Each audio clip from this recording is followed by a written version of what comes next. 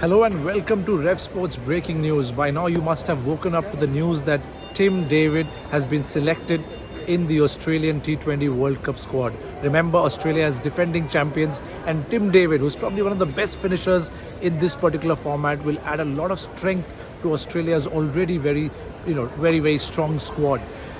As a Singapore resident, I've followed Tim David's career. He obviously was born in Singapore, but he grew up in Australia. But he's played 14 T20Is for Singapore. He's played in the T20 World Cup qualifier. Unfortunately, Singapore didn't make it. But what's amazing about Tim David is thereafter he's been a professional who's played across and set ablaze various T20 leagues, be it the Big Bash League, be it now the 100, be it the Abu Dhabi T10 tournament that's going on, or the IPL or the PSL or even the CPL. Remember, in the IPL he was selected for RCB, but he won the big 1.5 million Australian dollar contract for Mumbai Indians. And he played so well at the fag end. He could have been better utilized. Mumbai Indians would have fared much better, but he did supremely well every time he got a chance with the bat. In the PSL he played brilliantly with the bat, ball and the field. So he's been a fabulous example of how a cricketer can be nurtured from Singapore, and then his talents could be utilized globally.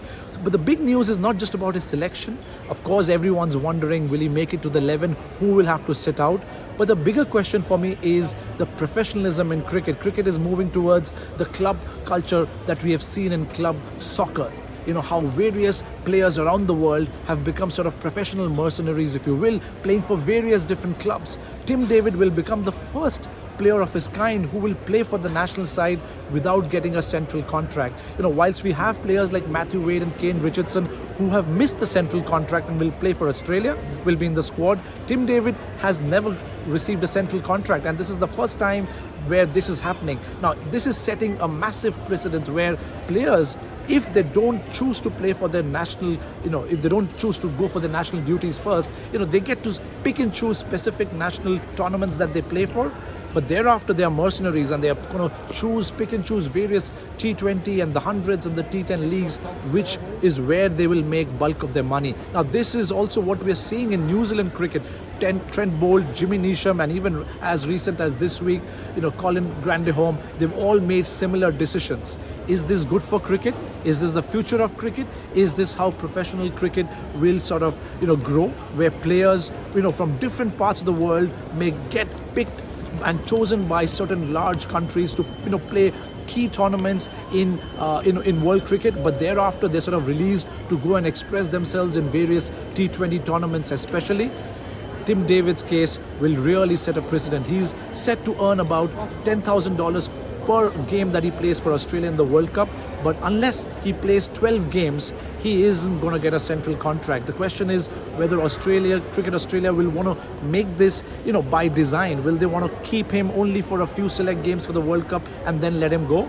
Or will they sort of use this as a way to sort of, expedite his trajectory into world cricket, so that he can then suddenly become part of Australian cricket's ODI tournament and play the 50-over World Cup next year in India?